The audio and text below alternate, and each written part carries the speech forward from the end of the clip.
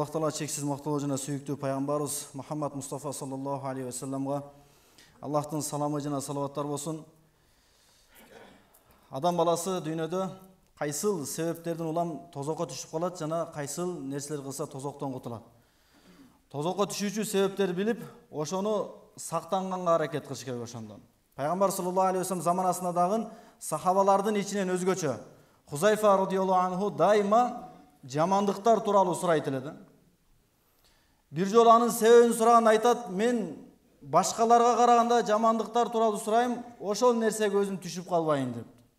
Ошондуктан момун адамдан тозокко түшүп калуудан кайсы себептер менен болот? Ошону алдын ала билип, ошол нерселерден сактанганга аракет кылыш керек.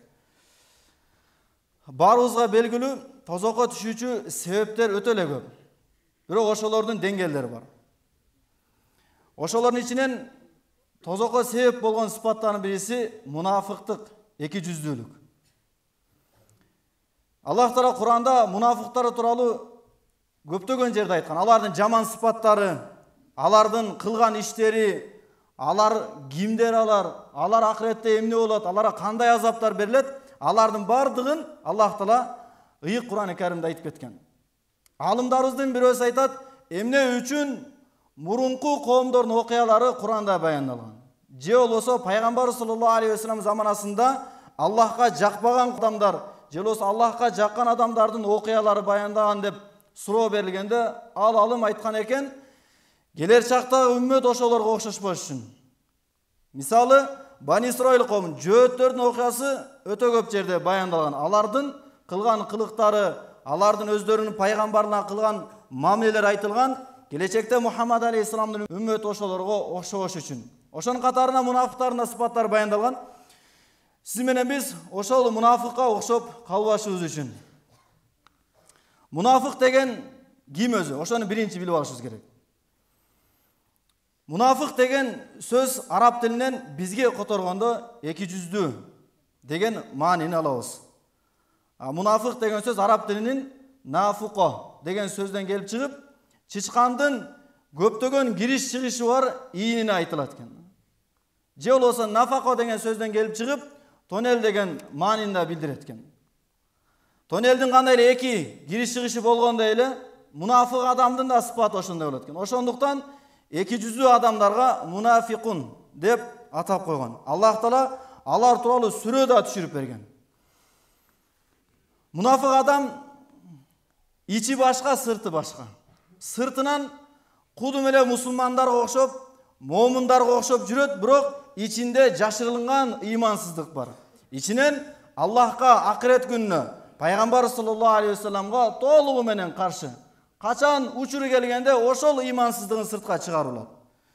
Мунафыктык пайгамбар саллаллаху алейхи ва саллам заманасынан бери ушул күнгө чейин уланып келет.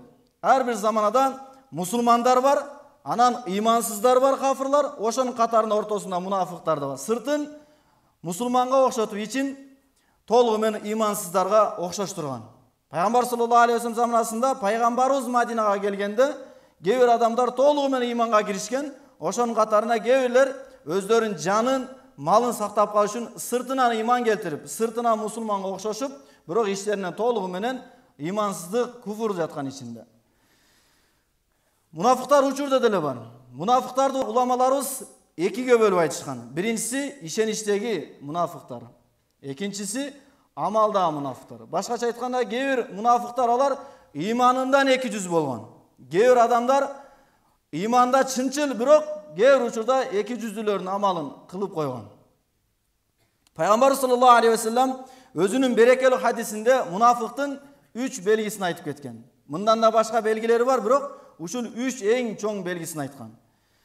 Пайгамбар саллаллаху алейхи ва саллам айтат: "Аятул мунафиqi саласун." Мунафыктын белгиси 3.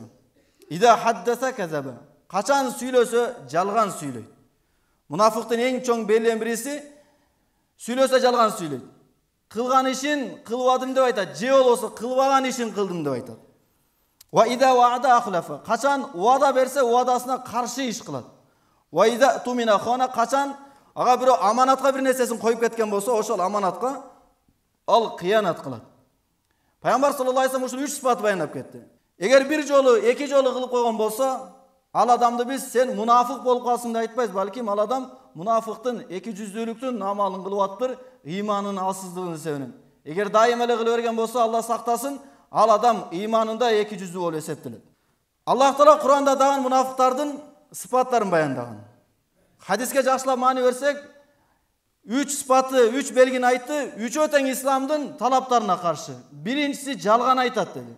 Пайгамбар саллаллаху алейхи вассаламдан мусулман адам жалган айтышы мүмкүнбү дегенде, Пайгамбар саллаллаху ошол учурда жаткан абалда эле ордунан туруп айтты, мусулман адам эч качан жалган айтпайт деди. Демек мунафык жалган айтат, ал мусулман эмес экен. Экинчиси уада берсе уадасына каршы кылат. Аллах Куранда сахабаларды мактаганда, алар уада берсе уадаларын эң жакшы деңгээлде аткарып берет деп мактаган. Аманат койсага толугу менен кыянат кылат.